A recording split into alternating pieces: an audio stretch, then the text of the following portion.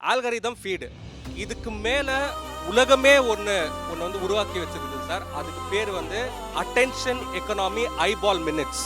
ஒரு மிகப்பெரிய ஓடிடி நிறுவனத்தோட முதலாளி கிட்ட கேக்குறாங்க, உன்னோட காம்படிட்டர் யாரு? ஒருவேளை இங்க இருக்கிற இன்ஃப்ளூயன்சர்ஸ் கேட்டா அவங்க என்ன சொல்றாங்கன்னா, பக்கத்துல இருக்கிற ஆளை சொல்லுவாங்க, இல்ல ஃபாரின்ல இருக்கிற ஆளை சொல்லுவாங்க. ஆனா அவர் என்ன சொல்றாருன்னா, அவங்களுக்கு காம்படிட்டர் இன்னொரு ஓடிடி கிடையாது. இன்னொரு 100 ஓடிடி வந்தாலுமே அது எங்களுக்கு பிரச்சனை கிடையாது.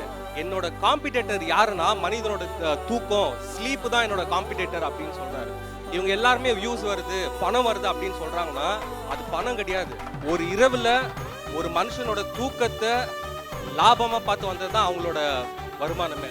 3 விஷயத்தை தான் அவங்க சொல்லுவாங்க. ஒன்னு என்ன சொல்லுவாங்க, எனக்கு புகழ் கிடைச்சிச்சு ஒன்னு சொல்லுவாங்க, இல்ல லாபம் கிடைச்சிச்சு, இல்ல எனக்கு மாடலிங்ல வாய்ப்பு வந்தது, சினிமால வாய்ப்பு வந்தது.